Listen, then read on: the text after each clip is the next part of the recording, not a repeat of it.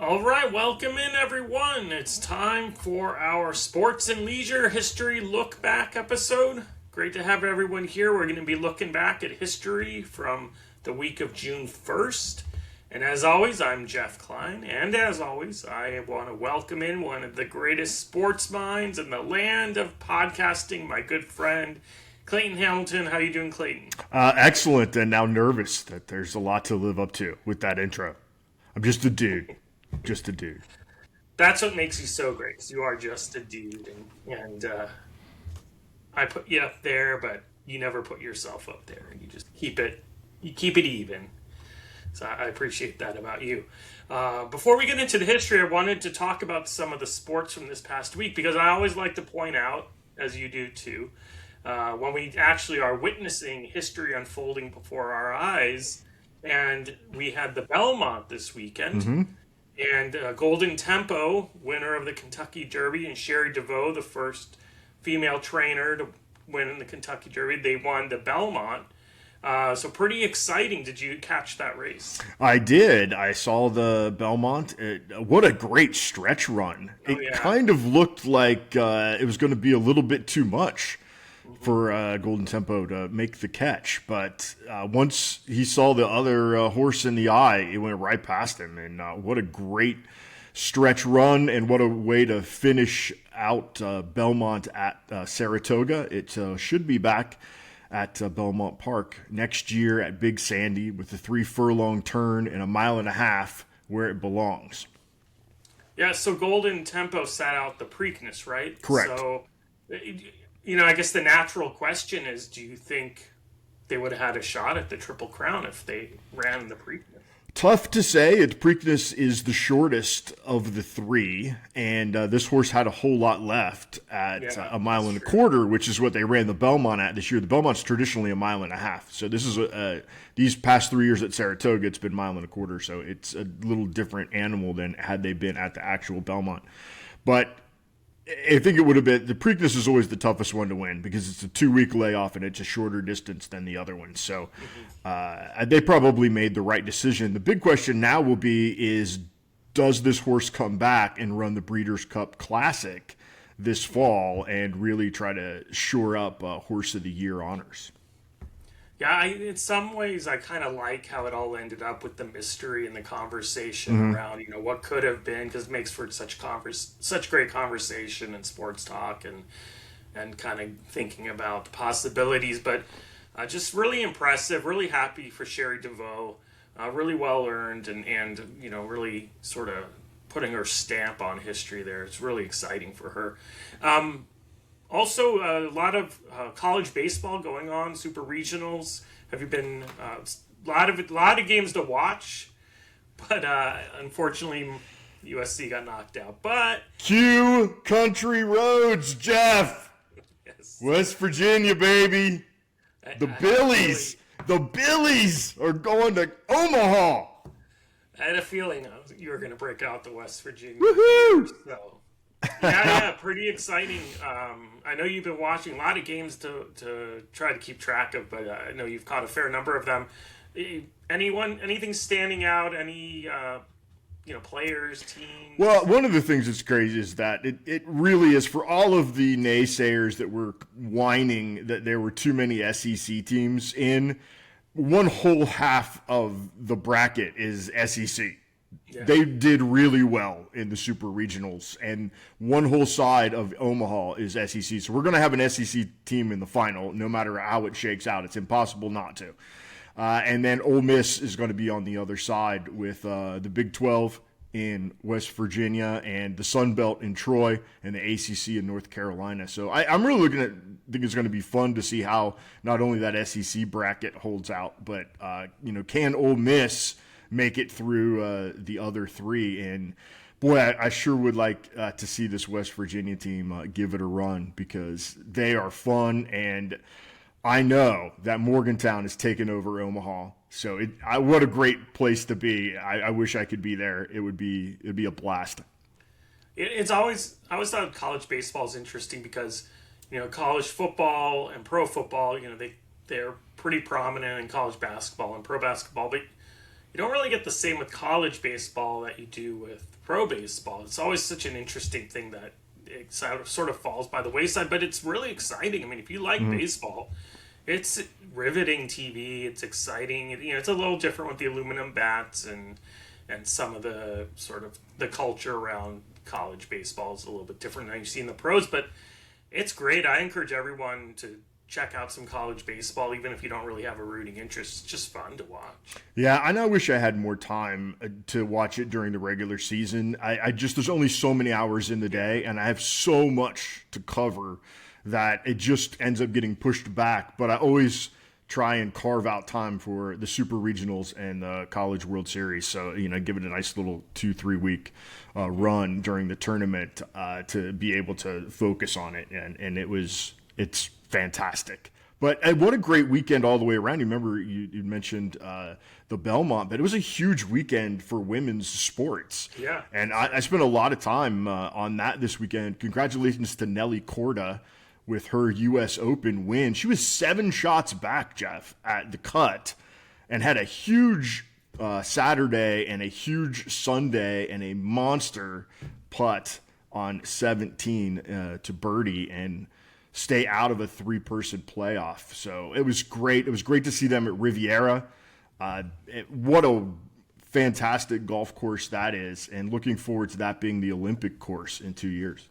Yeah, I didn't get a chance to catch that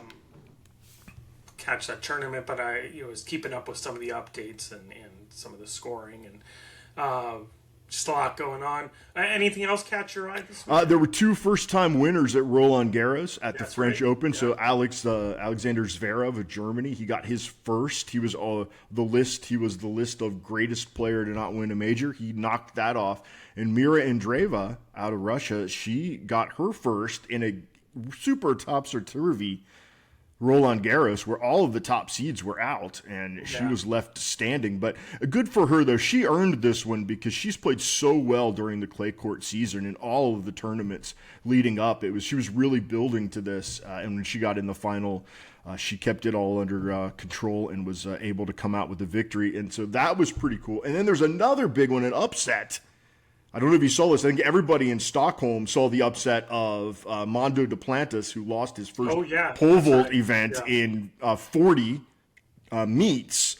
But on the track, Audrey Guerrero from Switzerland set a new world lead in the women's 800. She beat Keely Hodgkinson, and Keely Hodgkinson's been winning everything. And this just throws another person into the already topsy-turvy 800 world because Athing Mo is coming back after the disappointing Olympic trials, and Femke Bol is moving up from the 400 hurdles, and she said she wants to run the 800. And Keely Hodgkinson has been winning everything, and now Audrey Guerrero beats her in Stockholm with a world-leading best time. So, I'm full, Jeff. Oh, yeah, and then there was, the NBA Finals and the Stanley Cup. And, folks, there you have it. Your 60-second update in the world of track and field. World of track and field. It never ends. And I love it. I saw the Duplantis news. Didn't see some of the others, but that's a huge upset. Mm-hmm. I just wanted to go back to Roland Garros really quick. On the women's side, there were so many new faces sort of going deep in that tournament, and a lot of, you mentioned upsets.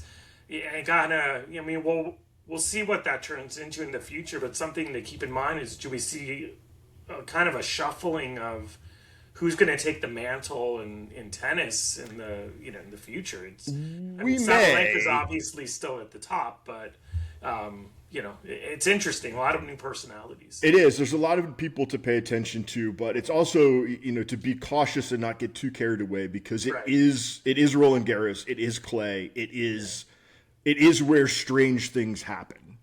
If you even look on the men's, Yannick Sinner was out in early rounds, and he was a bigger favorite than when Rafa Nadal any year that he had been there. So it's the red clay of Roland Garros. The weather was crazy. It was 90-something degrees for like a week, and then it was cold and rainy for a week, and the roof was on, and it was open, and then it was closed, and then it was open. And so a lot of strangeness on top of the already unpredictability that is Roland Garros anyway. So we'll see when Wimbledon gets here, and the true test of if there's a new sheriff in town is the U.S. Open. All right, well, let's move on to our history. We got a lot to cover. We're going to talk a lot about basketball history, appropriate with the finals here. And then got some NHL and some pretty cool baseball towards the end of the show. I'm really looking forward to that. So stick around and check it out all the way through. But let's kick it off and talk about, just coincidentally, the Knicks. And we promise everyone out there we did not plan this because, some of the history we look up, far in advance, but it's timely because of the finals. But on June 5th, our post was back in 1994. The Knicks beat the Pacers in a really legendary Game 7 of the Eastern Conference Finals. It's a classic 90s basketball with Patrick Ewing versus Reggie Miller. It ended a 21-year finals drought for the Knicks. They had won it back in 1973 prior to that. Though this time the Knicks season would come to an end in the finals, facing Hakeem Olajuwon and the Houston Rockets. The Knicks did return to the finals in 1999. They lost again to, coincidentally, the Spurs, who they're facing this year. So some nice callbacks to some interesting Knicks-Spurs history. But I know you're a huge Rockets fan, especially during that era. And I'm sure you remember this. And that was a great Knicks team. A lot of, Patrick Ewing, I think a lot of people remember, of course. Yeah, that whole era of Knicks versus Pacers, this was right in the middle of that because they played each other 3 straight years, 93, 94, 95, with the Knicks winning in 93 and again in this series, 94, and then losing the next year in 1995. And this was sort of the heart, when, let's just say, the Reggie Miller and Spike Lee feud was at its hottest, was during this 94 and then building into 95, which was incredibly great theater. Because if there's one thing that is kind of annoying about NBA big markets, it's celebrity fans. Celebrity fans are really unnecessary, and there's nothing kind of more irritating than when they go through the crowd and show all the celebrities that are there, because one, none of us care, and two, do we really want to see any of them happy and having fun? Like, not me anyway. They annoy me. The more celebrity fans you have, kind of the more annoyed I am at you. And so this was really fantastic theater between Reggie Miller and Spike Lee, and I imagine there's probably not a whole lot of times in Spike Lee's life that he gets told no, or he gets told to go, jump in the lake. So having Reggie Miller do that for, I think, a lot of the country was really exciting and really refreshing. And Reggie Miller, I think, got a huge swath of fans just because of what happened with him and Spike Lee. Yeah, and speaking of Reggie Miller, the Pacers went up 3-2. Reggie Miller had that huge Game 5 where he had 25 points in the fourth quarter. Mm-hmm. And so I think Pacers fans are feeling like, oh, we got this. We're up 3-2. The Knicks win Game 6. They force a Game 7. They won it on the road. Moves back to New York. And at the Garden, they were 32-9 on the season. And I think, interesting thing about this when I was kind of going back through the history of this game and looking back, Pat Riley's there, right? But it's funny, he rarely gets mentioned. You think about him with the Heat and with the Lakers, but I feel like sometimes he doesn't get mentioned with the Knicks, which was actually a pretty decent period of time for the Knicks.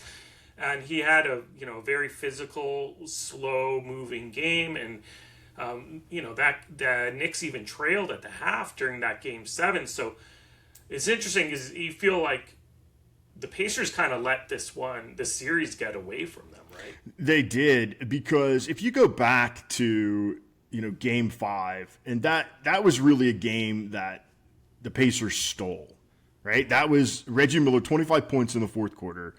The Pacers won that fourth quarter 35-16 and came all the way back, win it going away. And then when they go to Game 6, they trail the whole game, but there's a really big play where Reggie Miller got a steal. And he was going to be going on, he had a fast break, open fast break, They were going to tie. And he got fouled right about mid-court, which today would be a transition take foul. And that would have been one free throw in the ball, so they would have had a chance to take the lead. Instead, he goes to the free throw line with a chance to tie. And he only makes one of two, and they don't tie. And Reggie Miller has always said that if he had made both of those free throws and they had come back and tied, he felt like the entire momentum would have changed. It would have been like, they got us. And we see that so many times in basketball, right? If you can just catch them. Yeah, right. If you then it seems like it just flips the other way by 6 or 7 points all of a sudden. And he said that was really the big moment. He said that's when they lost the series. He felt like he lost the series at the free throw line with 3 minutes left in the game, going 1 of 2. And also not having a rule in place that would have given them possession, like the take foul rule, which exists now. Yeah, and on the Knicks side, a lot of people, rightfully so, they talk about, Patrick Ewing, and that Game 7 is really a defining moment for him. He had 24 points, 22 rebounds, 7 assists, 5 blocks, and a steal. And he had that signature play where he had that put-back dunk on the missed shot, which is one of the most famous plays in Knicks basketball history. But a couple of players I wanted to mention, one in particular, which I think really flies under the radar, is Derek Harper, and what he did for the Knicks team.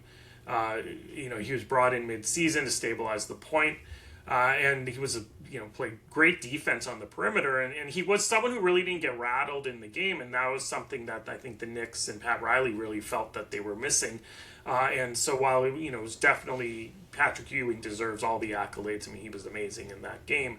It was definitely some of these role players who really stepped up and helped them. And I kind of wanted to transition that to looking at the Rockets, where, why did the Knicks, just find themselves so overmatched? And I think it was the role players just weren't enough. It's, really was hard to go up against the Rockets with sort of this big star in Ewing and then a bunch of role players around him. Yeah, and one of the things about Harper that really helped was that John Starks was very unstable. Right. So we know that John Starks, you never knew he could go off and score 35 points, or he could score 3, or he could get thrown out of the game, or he could be in foul trouble. So he was sort of a ticking time bomb, and so it was always good to have somebody else there and have another adult on the court, because you never exactly knew what was going to happen with John Starks. But it's odd about Patrick Ewing because he had this big putback that gets them to the finals, like you said. But then everybody really remembers the next year when he misses the layup. Right. And that's the most famous Patrick Ewing shot, when it should be the putback. Right. It's the missed layup the next year. And it's funny how these things are full circle, because if you go back to 1985 to the draft, the lottery was between the Pacers and the Knicks, and the prize was whoever wins the lotto gets Patrick Ewing. Mm-hmm. And here Patrick Ewing gets number 1 to the Knicks out of Georgetown and ends up having all these defining moments against the Pacers, which very easily could have been his team if the ping pong balls went the other way. Right. I mean, and the Knicks got to be feeling pretty good, right? He wins Rookie of the Year, so. Mm-hmm. And, he had a pretty, obviously a great career. I wanted to mention on John Starks, Pat Riley later mentioned or admitted that he regretted not benching Starks in Game 7 of the finals against the Rockets. As you said, he was so inconsistent. Mm-hmm. I think Pat Riley said he had considered playing Rolando Blackman or Hubert Davis, who were really... kind of the hot hand at that time when Starks was just sort of a mess and kind of all over the place. Yeah, they really needed more help, because Patrick Ewing, for as great as he was, struggled sometimes against other big men who would be physical. Right. And that's the problem that he had against Akeem Olajuwon, is that Akeem Olajuwon is just bigger and more athletic and more intense than Patrick Ewing, because for Patrick Ewing, for all of his greatness, sometimes was a little passive for me, and I felt like he might be too under control. And not willing to maybe go to that place that Akeem Olajuwon would, where he's going to run you off the court. Because it's one thing to struggle against Akeem, but what's a little bit unforgivable for Patrick Ewing is to struggle against Rick Smits. Right. And so when you have that dynamic and you're like, Patrick, we need more out of you. And let's not forget, right? Game 3, Patrick Ewing was 0 of 10 from the field and scored 1 point. 1 point in Game 3. So it's Rick Smits. It's not Olajuwon. Right. If it is Olajuwon, I forgive you. Even if it's Rodman or it's Robert Parrish, okay. But Rick Smits? Right. And it is an interesting thing about that Rockets series. It was kind of a low-scoring, grinded-out sort of series, and that you feel like that kind of favors the Knicks because that's the style that they play. So too with the Pacers series. The Pacers scored 100 points in Game 1, and that was the only time that either team scored over 100 points. Yeah. The closest other was 98. All the rest of them were, low 90s and in the 80s. They had a game. They scored 68 points, I believe. Well, I wanted to ask you a little bit your thoughts on sort of Ewing's shortcomings in that Rockets series, where he set a record. It was at the time it was a finals record of 30 blocks in that series. And so, did he shift too much to focus on defense, and where Olajuwon was just a much more complete player, so he just couldn't keep up on both sides of the court and match up, and he spent a lot of energy and focus on defense, where they really needed him to contribute, like you said, more offensively. Yeah, they had to have scoring in order to beat that Houston team, and they just didn't have it enough. Yeah. And they had a really great team. It was a great run for the Knicks. If you look at that playoff run, they got eliminated by the champion every time. Yeah. They lost to the Pistons in the playoffs, right? And then they lost to the Bulls 3 times when the Bulls had their 3 straight championships, and then they lost to the Rockets. So they just weren't good enough at all 5 positions in order for them to move on. And it's a shame for Patrick Ewing because he did have a national championship in college. He's got gold medals at the Olympics. This was the one championship that he couldn't get. But I think what Patrick Ewing's real legacy is a lot of times people think of him as like the last big man, right? How many times you hear that? He was like the last true big man. But I don't think he was a true big man. I think he was the evolution of the big man. Like, the old like evolution chart, right? Like he'd be like right in the middle. And then like the next guy would be Dirk. Right. Because Patrick Ewing would be able to play back to the basket, and he had all the post moves, but he would front players all the time. He would take the ball and he would front you, and if he couldn't get around you, he would take that 8 to 17 foot shot. And the only thing that changed with Dirk was Dirk moved that 17 foot shot to 20. But they were kind of like that was the next evolution of the player. Is Patrick Ewing to Dirk to what we have now with Joel Embiid, who could have his back to the basket and chooses to shoot 3-pointers all the time. Right. And now like the last true big man is Roy Hibbert, who was never able to make that offensive change, which sort of drove him out of the game. And now you've got the Rudy Gobert type, who is strictly a defensive player. As opposed to Roy Hibbert, who tried to be an offensive player but was unable to. Be successful. I think that's a great description. I agree with you. He's kind of right in that transition period for this evolution of the center position. I think what you described is perfect. I feel like he was a little bit lacking. Obviously much more complete defensive player. Not. The all-time elite that we've seen, in some of the greatest centers, but definitely up there in,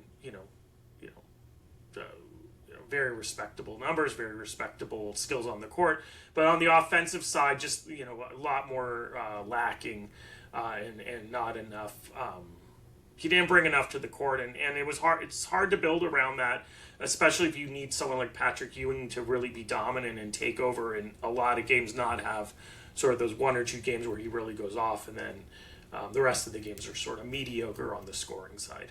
And they didn't have a dominant scoring wing during that time, especially during this time. It got a little bit better when Allen Houston got there, but they didn't have a Kevin Durant character that could come in and score at will. And a player like that, or a Kawhi, that could get to the basket and score. You were dealing with the offensive shortcomings of John Starks, and then you had other guys like Anthony Mason, or role players, not a guy that's going to go out and get you 25 if you need it.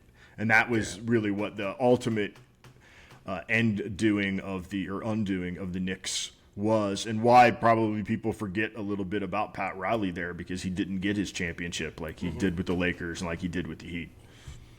Yeah, but he's headed up a pretty popular period of Knicks franchise, right? They didn't win it all, but I think it's a beloved era for Knicks fans. And it was a great era in New York sports, because you had the Giants win the Super Bowl in 1990, and then you had the Yankees run in the mid to late time of the 90s, and you had the Rangers won the Stanley Cup, and you had the Knicks almost there, including two trips to the finals in the 90s. So they certainly have that place in the sort of New York lore and era of the 90s, where they were pretty successful at every sport, as long as you're not the Jets. Right.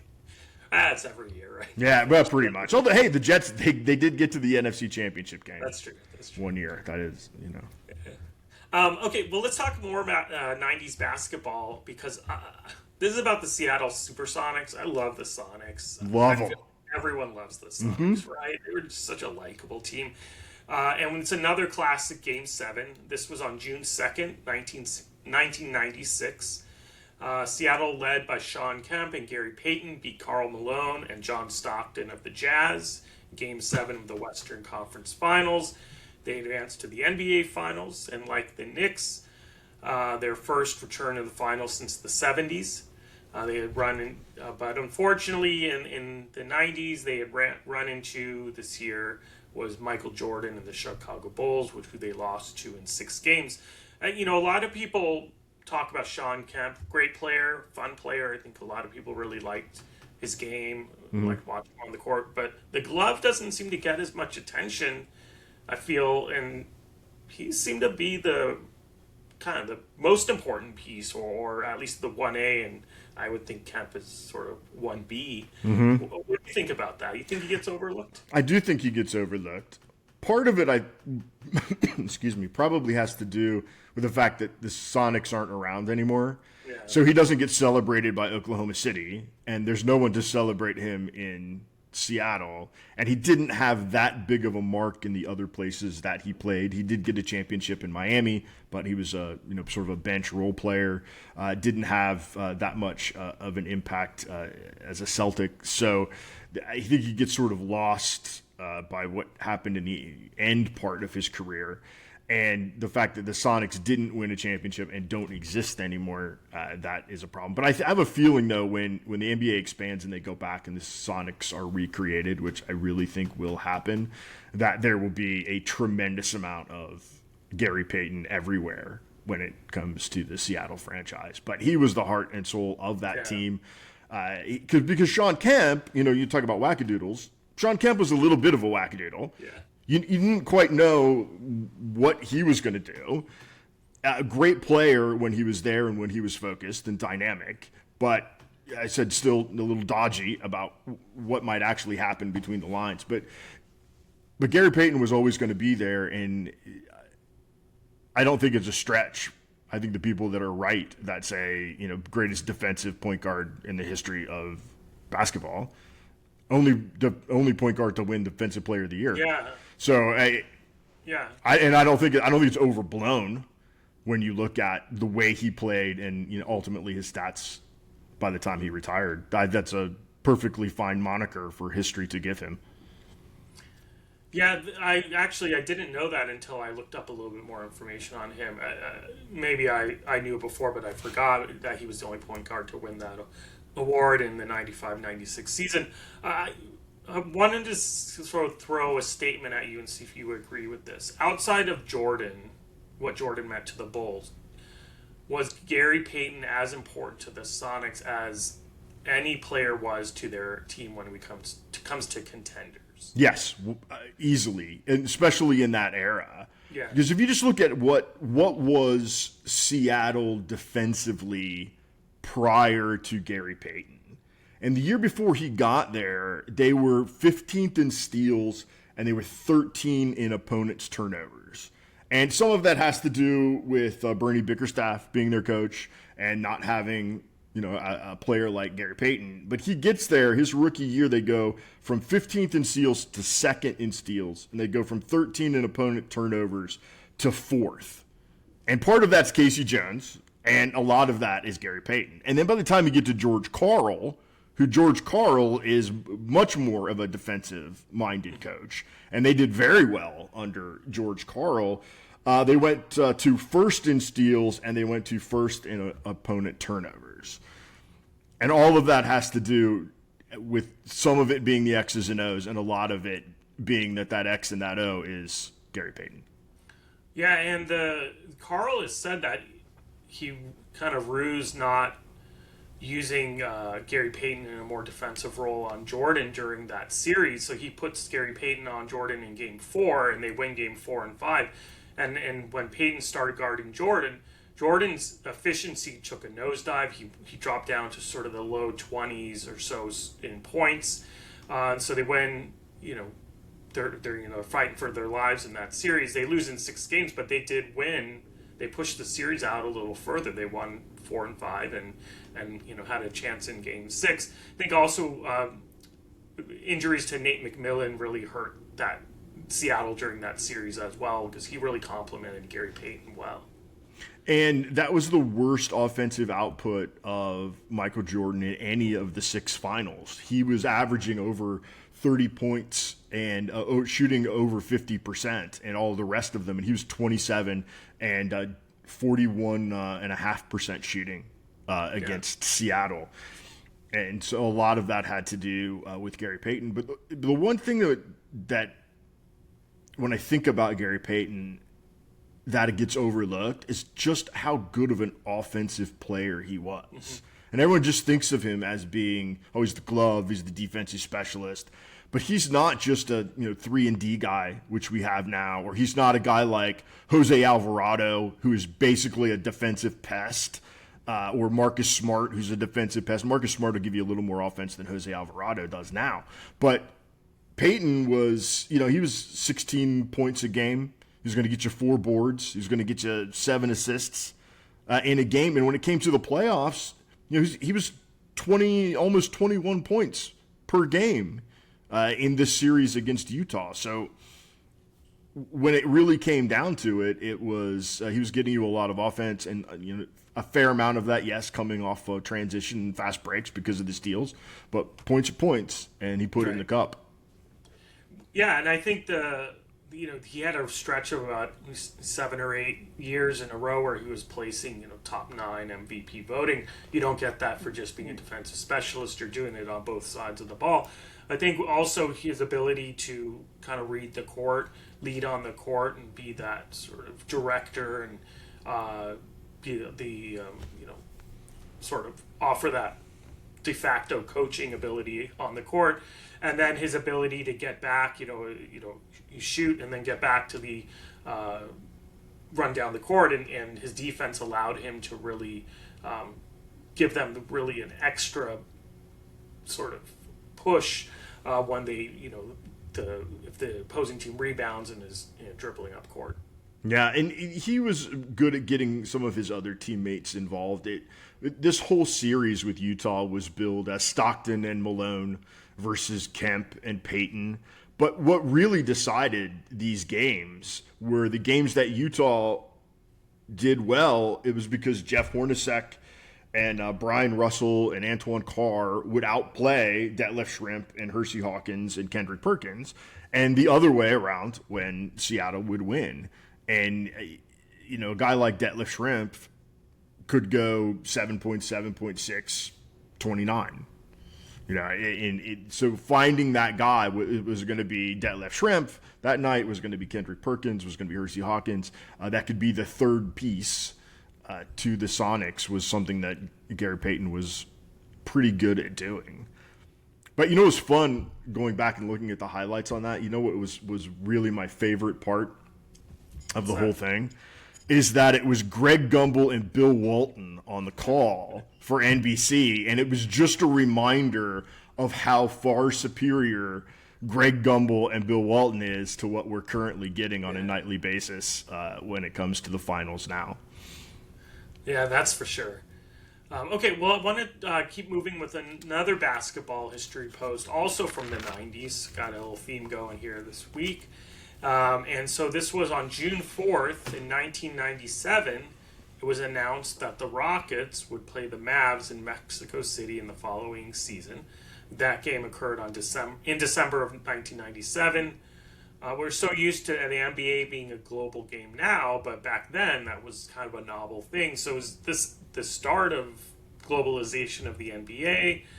At the time, Mexico would only be the second country outside of the U.S. and Canada to host an NBA game. They had some games earlier that decade in Japan. Start of the globalization. What do you think? Yeah, it was in terms of moving regular season games there, and we've seen that increase. They had those games in Paris this year because, or in 2023-24 because the Olympics are going to be there. They did the same in London. So we've seen it grow, and I think it will continue as long as the NBA sort of sees dollars involved in it.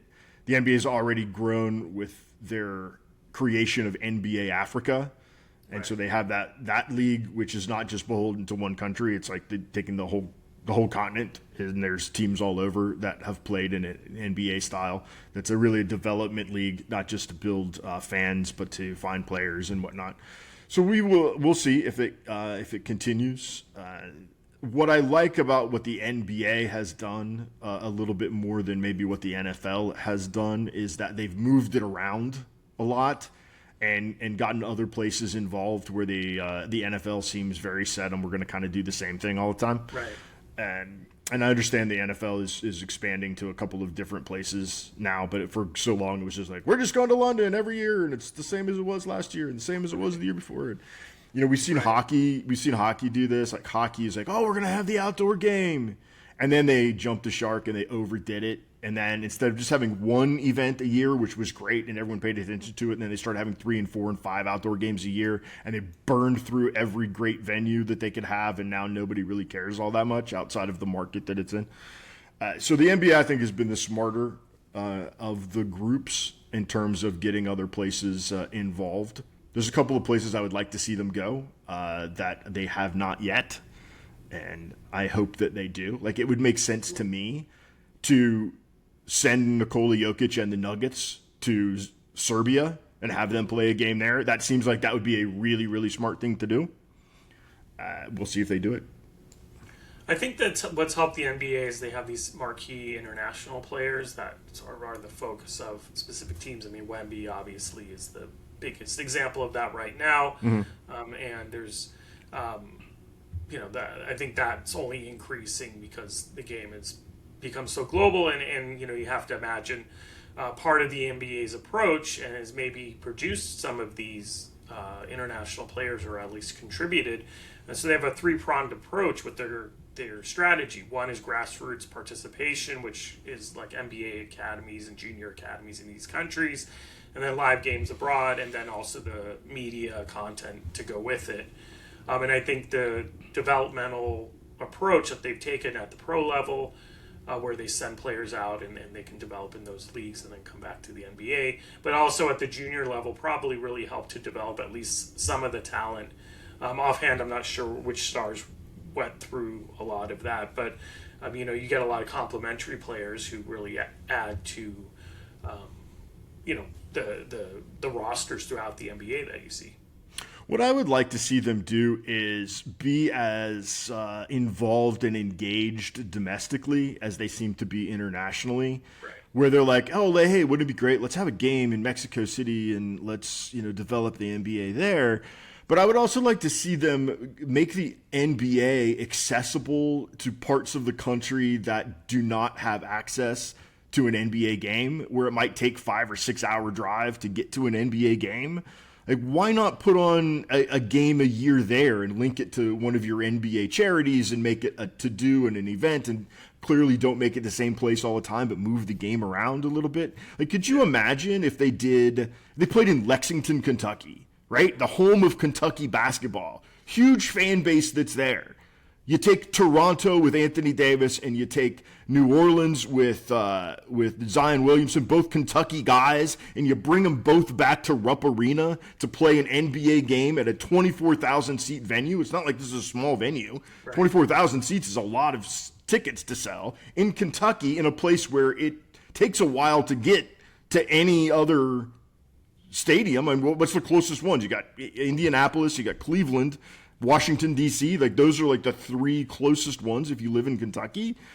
So throw them a bone. Yeah. How about Boise? How about El Paso? There's so many places. Lincoln, go to Lincoln, Nebraska, St. Louis, Kansas City. You have places that you can promote your product, and your fan base doesn't have to travel 6-7 hours to get to Chicago or Memphis to see a game. And I think that would be really cool. It said it doesn't have to be. You don't have to do it all the time. Just do it once a year and link it to your charity and make it an event. Go to Honolulu, for God's sake. You don't think you can sell out the Stan Sheriff Center for a regular season NBA game? You absolutely could. So maybe turn for as much as you're doing internationally, maybe you can do some more domestically NBA. No, I love those ideas. I have to share this story. We're talking about international basketball. I think I might have told you this before, but I was in Greece. I was in a cab, and the cab driver is taking me from the port where I was on a cruise. So we're going from the ship, which is actually Athens isn't right on the water. It's about a 20-minute drive, and the cab driver says, "Oh, where are you from?" I said, "Los Angeles." He goes, "Lakers or Clippers?" Nice.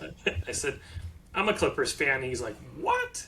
No one's a Clippers fan. Everybody's Lakers fans." I'm like, "Nah, that's true, but I am a Clippers fan." And we were talking about the NBA, and he told me it was like his dream vacation was seeing the Celtics play the Knicks at Madison Square Garden. He went in like 2018 or 2019, something like that. It was an amazing time, and it's cool. So we were talking about basketball. So I asked him, "Well, who's your favorite player?" And of course, I'm thinking Giannis, right? It's like he's in Greece. And he goes, "My favorite player is the guy I think has the skill set most like Michael Jordan, but he's a total head case."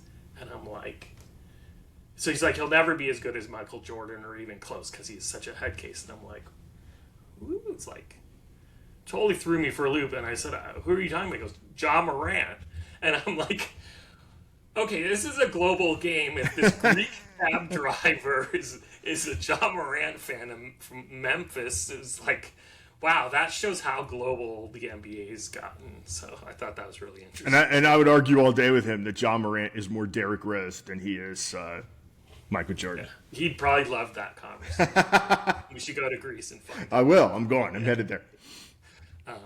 Okay, well, I wanted to move on to some hockey.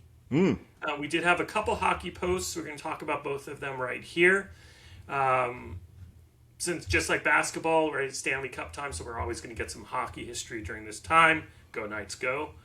And we had 2 NHL posts. One on June 1st, 1979, Hall of Fame goalie Bernie Perron announced his retirement due to an eye injury.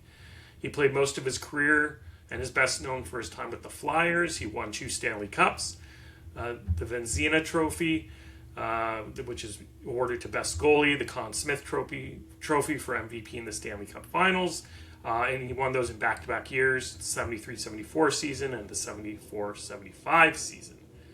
Then we also posted on June 7th, back in 1967, Turk Broda, who spent his entire 14-year career with Toronto, was elected to the Hall of Fame. He played from 1936 to 1952, also a goalie. And he won 2 Vezina trophies and 5 Stanley Cups. And there was no Conn Smythe trophy during his time, or else he probably would have won that also. Great players, amazing goalies, really the backbone of their franchises. Different eras, different times, but a lot in common with these two players, right? Yeah, there was a lot in common. And the reason that Turk Broda didn't get any Conn Smythe trophies is because Conn Smythe owned the team that he was on at the time. Conn Smythe saved Maple Leaf hockey for young Turk Broda to come and play, because it's odd enough that it's funny you bring that up, because the Toronto Maple Leafs were once called the Toronto St. Pats. Oh, okay. And they were having some financial difficulties, and the owners were trying to sell them, and they had a deal in place to sell the team to an investment group in Philadelphia, of all places. And Conn Smythe got angry because he was a proud Canadian and said, there's no way that this team can go to the United States. That's a travesty. And so they said, well, we'll sell you, if you match their price, we'll sell you the Toronto Maple Leafs for $200,000. And he came up with $200,000 and bought the Toronto Maple Leafs, who are now probably worth over $1 billion, and kept the team in Toronto. And then he immediately rebranded them from the St. Pats to the Toronto Maple Leafs, because he didn't want it to just be a Toronto thing and an Irish community neighborhood thing. That was why they were named the St. Pats to begin with. He wanted it to be an all Canada thing. And very much like Ted Turner and TBS, he made Toronto Maple Leafs games available on the radio nationwide to make them really Canada's team. But little side note there, it has nothing really to do with Turk Broda, but it just reminded me when you said that about Conn Smythe, about that story. But yeah, these are 2 of the last stand-up goaltenders. Yeah. And we often think of the Patrick Waugh, the butterfly goaltender, down on the knees and stretch and whatnot. But these were the last 2 of the stand-up, and Bernie Parent was one of the last of the Jason Friday the 13th hockey mask guys. Yeah. And Turk Broda was a no mask guy. Which is crazy. Which is nuts, right? That one had all those shutouts, and 2 did it all with no mask. Yeah. Which is, Turk was just crazy. But these are really 2 guys that, sort of defined their team and their era and their city in which they played. Yeah, and Perron, he had an eye injury. The stick went through sort of the eye slit in his mask, unfortunately. But he is in the Hall of Fame, but really he sort of got buoyed into the Hall of Fame off of basically 2 super dominant years. Many, observers will say probably the 2 most dominant years, or 2 of the most dominant years for a goalie in hockey history. And to make his Hall of Fame case with sort of that very limited peak is pretty amazing. I mean, he was all around a very good goalie, but those were really standout years, right? Yeah, they were really standout years, and it was part of about a 5 or 6 year stretch. And I think he was certainly helped by the fact that his career was over due to injury. Yeah. And so they were like, well, it's not like he couldn't make the team, or it's not like he got really bad. And that eye injury that you said where the stick went through, that was really a sort of wake-up call for the development of the goaltenders that started wearing the cage that we see now. And those masks really started to go out of favor. I think by the early 80s were all gone, and everybody was back to the cage. But he had a 1.89 goals against average, and that's 74-75 for a stand-up goalie guy, which is phenomenal. And Turk Broda, with those 5 Stanley Cups that he had, he might have had more, but he missed 3 years due to World War II. So he left right in his peak, the absolute best that Turk Broda was, and he wasn't on skates. He was in England in the army. So Turk Turk Broda Broda was probably so tough that when he got to the battlefield, he just went charging in by himself. he probably did. I think honestly, I think he did like a bunch of PR stuff. I don't think he ever saw the battlefield, Yeah, but sure. but not like Ted Williams, Teddy Ballgame. But yeah, Turk Broda was. It's funny because these guys couldn't really be. They're kind of super different, both of these guys, but both of them really emulate what their team and what their city was. So if you think about Turk Broda, who was called Turk because he had a lot of freckles, and kids made fun of him because they said his face looked like a turkey egg, and that's where he got the nickname Turk. Just got shortened from turkey egg to turkey to Turk. But he was a fun-loving, sort of gregarious, life of the party guy who really loved playing for the Maple Leafs, and he loved Toronto, and he loved being a part of that city. And he said of his career, he said, "I'm just a fellow that likes to play hockey. The Maple Leafs pay me for the work I put in at practice, and I give them the games for free." And that's kind of sort of who he was. Where, Bernie Parent was the goaltender of the Broad Street Bullies of the Philadelphia Flyers, even though he was sort of like the poet or he was the Joe Dumars character. If you're a fan of the Pistons, and you think about the bad boy Pistons, and then there was Joe Dumars. That was Bernie Parent. He was friends with all the bullies, but more of a poet. And that's who Bernie Parent was. But that Philly team, that Broad Street Bullies, like that emulates like who are Philly fans? What is the city of Philadelphia, particularly during that time of the early 70s? And if you were going to manifest a team that reflected that society in which they were in, it was going to be that Philadelphia team. And if you sort of reflected what Toronto was like in the 40s, that's really the way that Maple Leafs team played. It was a lot of high offense skill guys, a very respectable, clean playing team. Yeah, and during that 2-year run with Philadelphia, Perron had 47 wins, and that stood until Martin Brodeur broke that record in 2016. So a record that lasted a very long time, which just shows you how incredible his 2 seasons were. And what's really important about that is that those were all regulation wins. There was no overtime, there wasn't a shootout, there was no any of those things. So if you were tied at the end of regulation, game over. So that's even more impressive. And it took Martin Brodeur all those years, and he's doing it with overtime to get to 48. So it's unbelievably impressive what Parent was able to do and how that Philadelphia team was able to survive with all of the penalty minutes that they gave Parent to kill. They were, hundreds of penalty minutes ahead of the second place team in terms of penalty minutes. Even to this day, those are some of the most penalty minutes ever in a season are those Broad Street Bully teams. There was no rules against third men joining fights or benches clearing or any of those things that now will get you multiple game suspensions. That was just part of what it was. So there were 5-minute, 10-minute major all the time, and they took a lot of penalties as well. So he was constantly facing a power play, and he was constantly turning them aside. Yeah, really incredible. He had 30 regular and postseason shutouts during those 2 seasons. So pretty incredible. I wanted to ask you before we move on, in terms of style of goalies, do you like the classic goalie?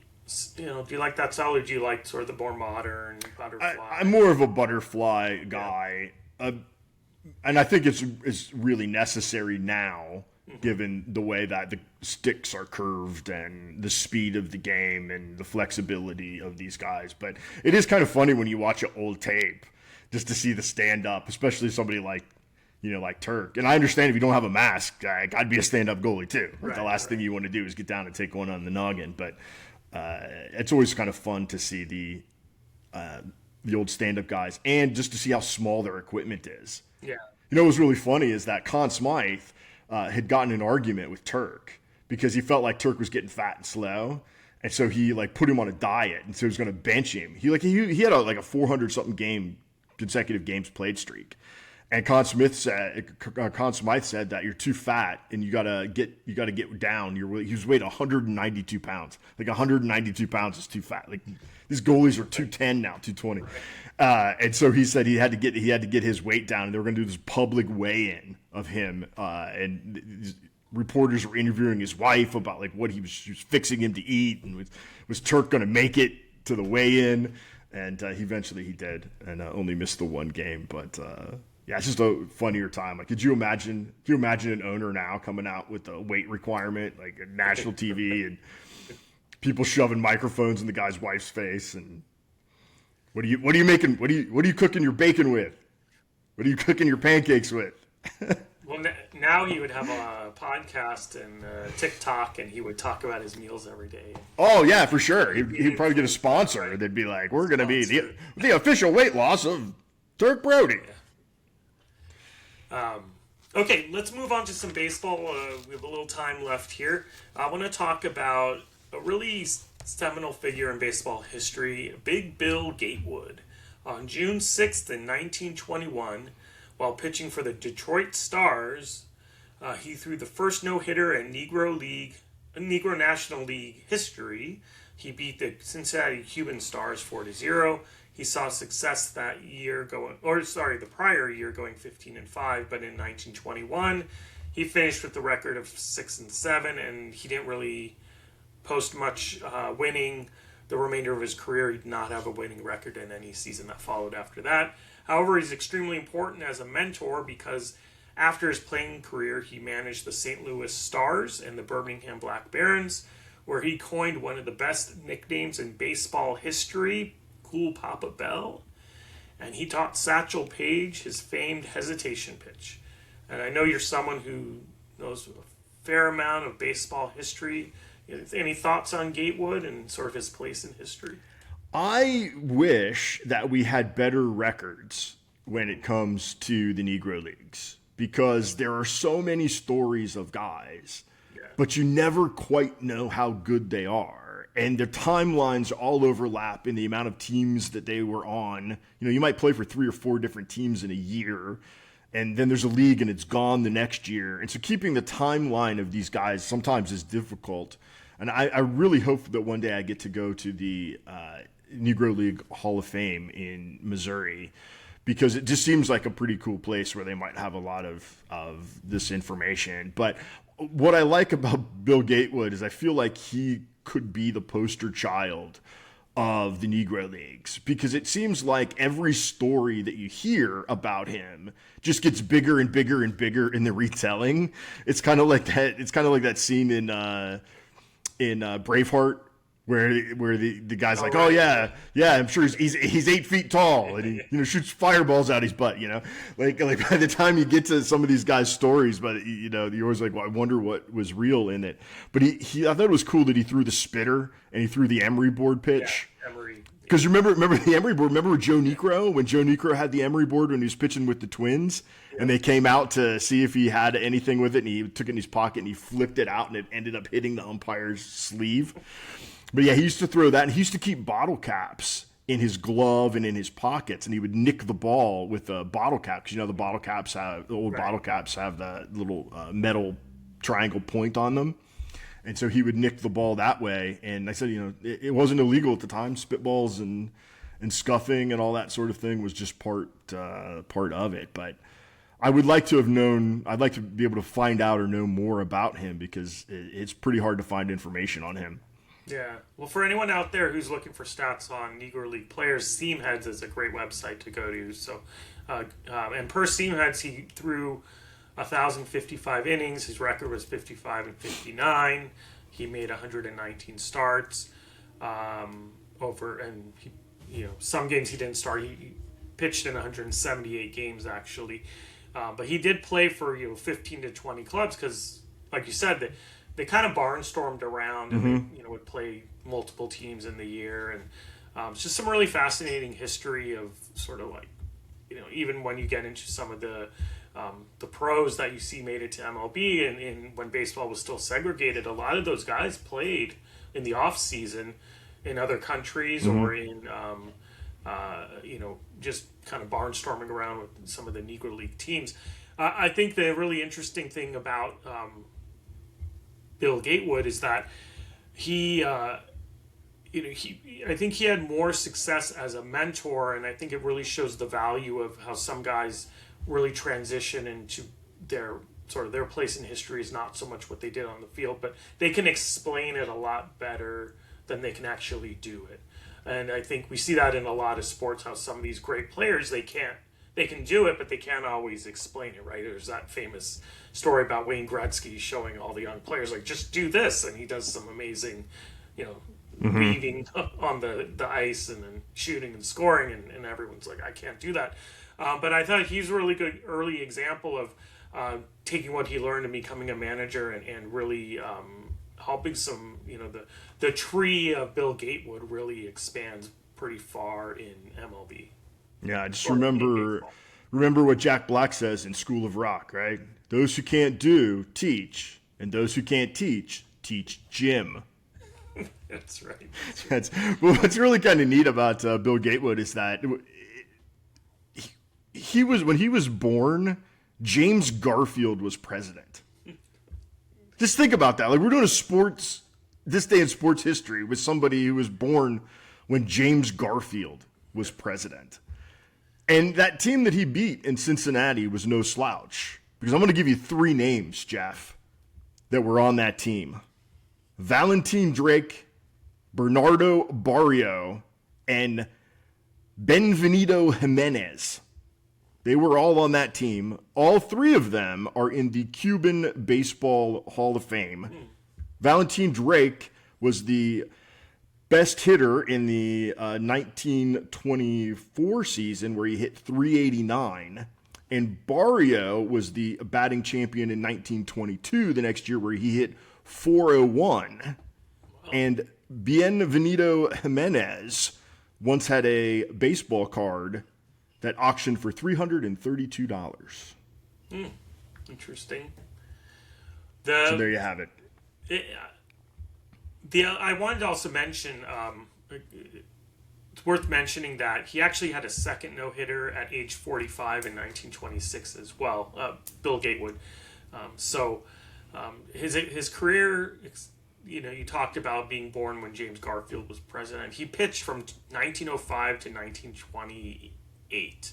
And so he's really spanned a lot of early baseball. And it's interesting because, towards the end of his career and when he transitioned to managing, a lot of the players that eventually made their way into MLB were the first, colored players to break the color barrier.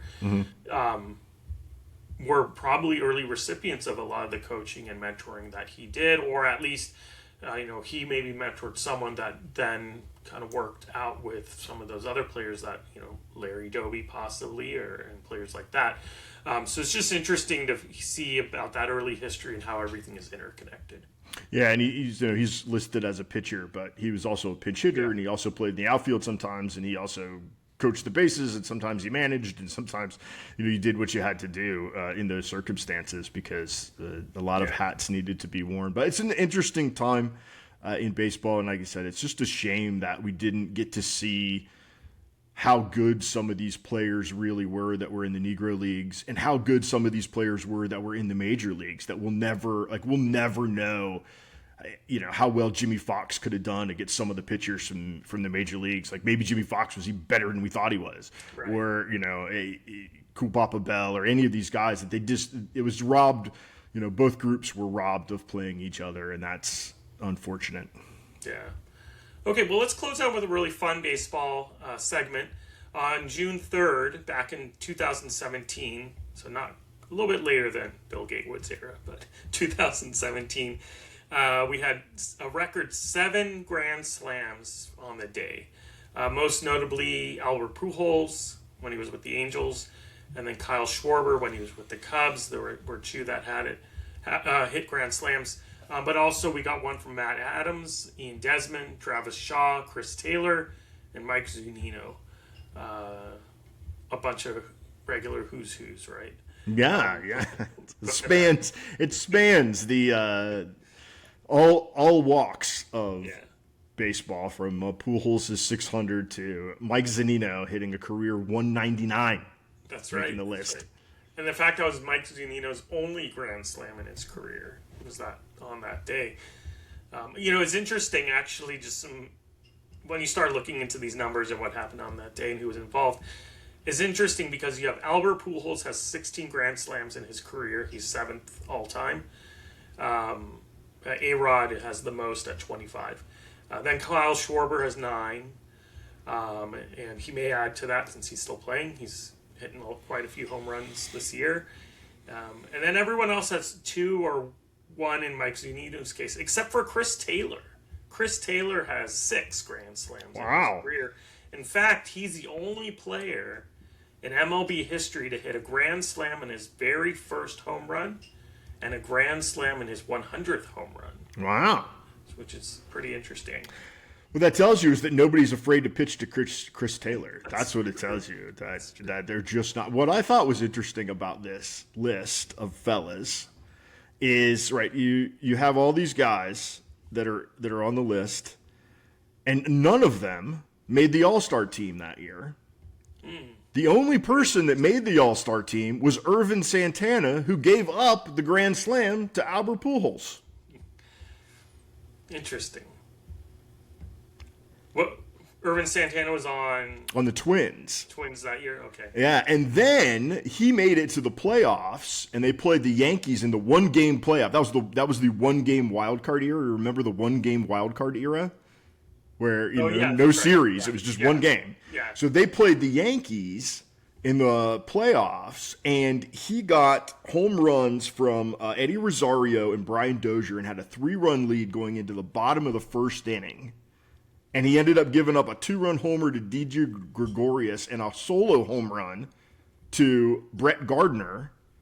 And it was 3-3 after 1, and he ended up losing the game, as did he got the loss, and the Twins got the loss, 8-4, and were knocked out of the playoffs. But yeah, so Irvin Santana gives up the 600, goes to the All-Star game, goes to the playoffs, gets knocked out of the game by Brett Gardner. Interesting. There you have it. I always think, I was trying to see, doing a little bit of very, 5-minute research real quick to look at different people who hit Grand Slams, and I was trying to see, are there more Grand Slams hit by scrubs? Because in this case, I think 2 of them are star players and the rest probably are, scrubs is probably not fair, but marginal players.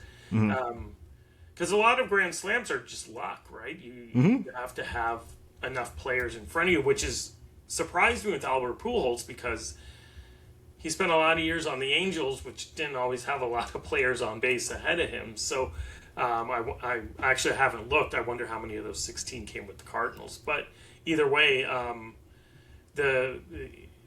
is it more luck? Do you think there's more sort of marginal players hitting home runs, more stars? You'd think stars because they're the ones who hit more home runs. But I don't know, it's an interesting. Yeah, I wonder, especially sort of modern pitching now where they don't seem to mind walking a guy with the bases loaded, even if it's not intentional. They pitch around a lot of these guys.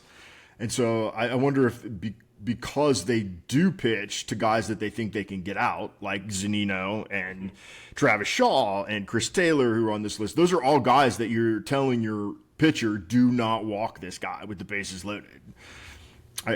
That could be something to it, but you'd have to really dive deep into the data as to but we think about what was that Fernando Tatis, right, has 2 in 1 inning.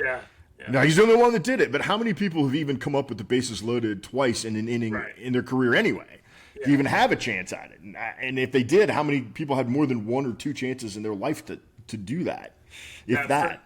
That Fernando Tatis 2 Grand Slams in 1 inning is seared into my brain because I listened to Vince Scully so much, and he always used to love talking about that, even though, because it was hit against the Dodgers, Chan-Ho Park.